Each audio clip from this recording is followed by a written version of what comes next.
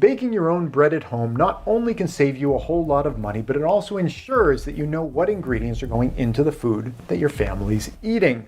And the ability to take a loaf of bread and slice it up takes that loaf and turns it into something much more functional for making sandwiches, for making toast, for actually being able to utilize that loaf of bread. In this video, I'm going to review two completely different bread slicing machines. One that's super expensive, relatively speaking, and one that's super cheap. Let's see how they compare.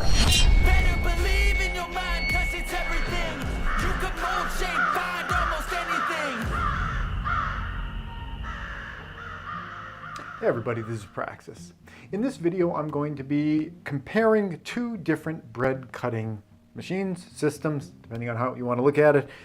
One here and one here. This one here is made by Zassenhaus, and it is something that I've had for several years. I love it. I've been very pleased with it. I've made a couple small modifications on this unit. If you want to see more about that, here's a link to a video that you can jump over to if you want to find out kind of what I did to this to kind of retrofit it to get it working better. But overall, I'm really happy with this one. This was sent to me recently. It's made by Piklohas. And the reason I decided that I wanted to do this video review is because I mentioned I'm really happy with this unit, but there is one big downside with this unit, and that is the price. The price of this unit is very high. Now that said, because it has allowed me to make very thinly sliced bread for many years, and I don't have to buy bread from the grocery store to make sandwiches for my boy or for myself for that matter anymore, it has saved me more money than it has cost me. But there's a big investment to get into this type of bread slicer.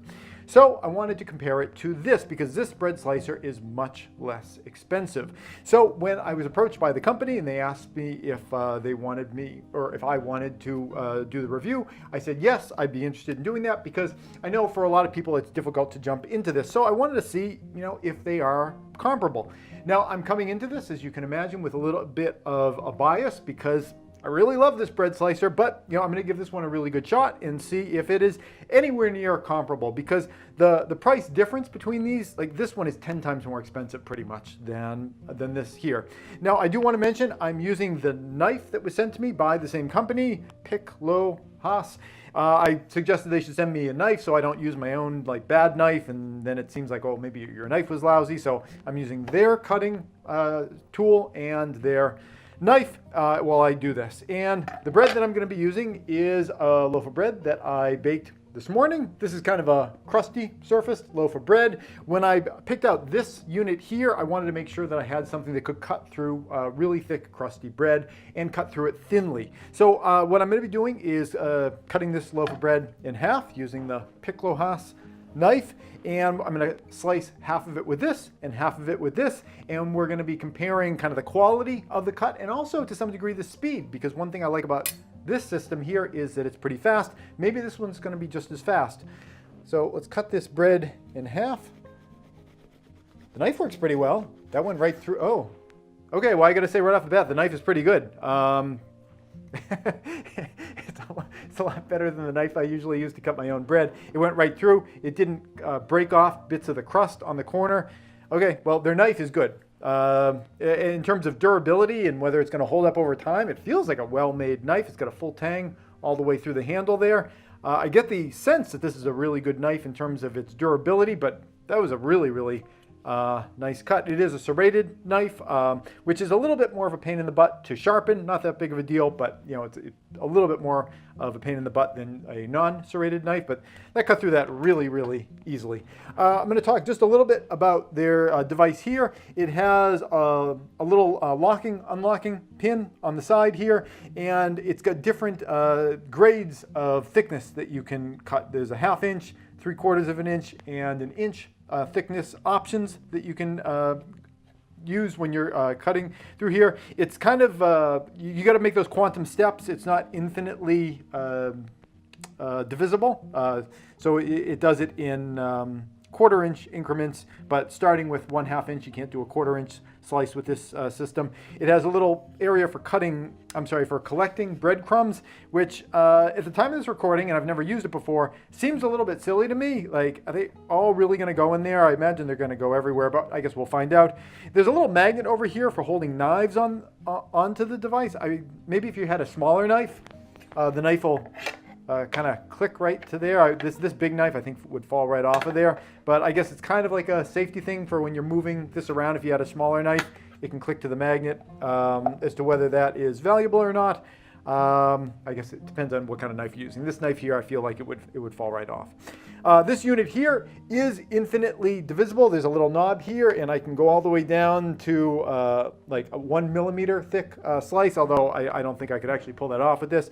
Where I usually do my slices of bread is maybe a little bit thinner than a 1/2 inch. I usually do these, I don't know, maybe they're, well, just under a 1/2 inch, somewhere in there.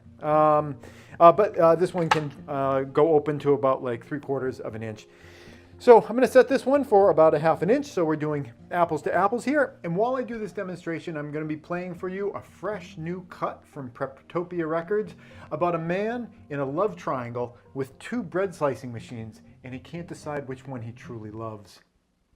Let's get going. We'll start with the Zassenhaus. I'm going to cut 1/2 loaf of bread with the Zassenhaus, and we'll have a timer while we go. 2 plates on the counter, set the mood just right. One's a serrated edge, other's smooth as silk. Both got their charm, and both could kill. Bread knife sharp and sleek, bread slicer dancing swift. 2 tools in my heart, caught in this bread twist. Tragic love triangle, man caught in between. Feel the tension rise. Okay, we're set with that one. I was able to cut 1, 2, 3, 4, 5, 6, 7, 8 slices plus an end piece. Each one is just a little bit under 1/2 inch thick. They cut through very easily. That's why I love this machine. Now we're gonna try the Piklohas machine. Little jig here, and bread goes on the top. And the way that you're supposed to run it is you kind of hold the bread down and you slice through it in an action like that. So I will give it, this is the first time I've ever used this. Maybe you develop a little bit more of a knack over time, but we're gonna see how it goes. And again, with the hot, sexy grooves of Preptopia's new R&B release. Feel the tension rise in this twisted bread dream. Cut too deep, I cry. These tools make me bleed. Can't choose between them. It's a love I need. Bread knife sharp and sleek, bread slicer dancing swift. 2 tools in my heart, caught in this bread twist. Bread knife sharp and sleek, bread slicer dancing swift. 2 tools in my heart, caught in this bread twist, bread twist, bread twist. All right, and we're done with that. I didn't get as many slices out of this one. They are thicker than we have over from the Zassenhaus. I had it the thinnest setting, but just compare 2 typical slices of bread here.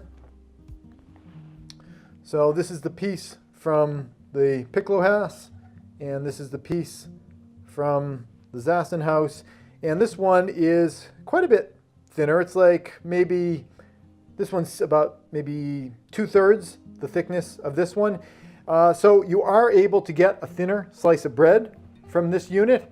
I did find that as I was cutting through it, the knife was riding up a little bit, and I think that might be because of the way that the knife is sharpened. There's kind of a wedge shape on this side, which kind of wants to ramp it up, I suppose if I kind of did in a left-handed direction, I might have been able to minimize that a little bit. So that particular aspect to it, where it kind of ramped up and made them a little thicker on one side than the other, if I ran the knife in an opposite direction, I think that would be a little better. Do you have to do it left-handed? I think, yeah, you'd have to do it you'd have to do it with your left hand, I think, to get rid of that kind of ramping there. So what did I get? I got 5 pieces of bread on this, plus the crust on the end. And this one, again, I forgot the number, was 8.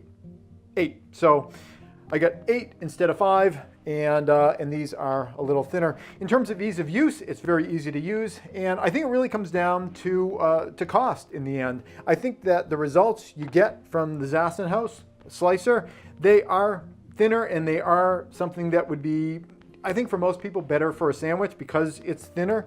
You know, if I was going to take 2 slices of this, you've got like an inch plus in thickness.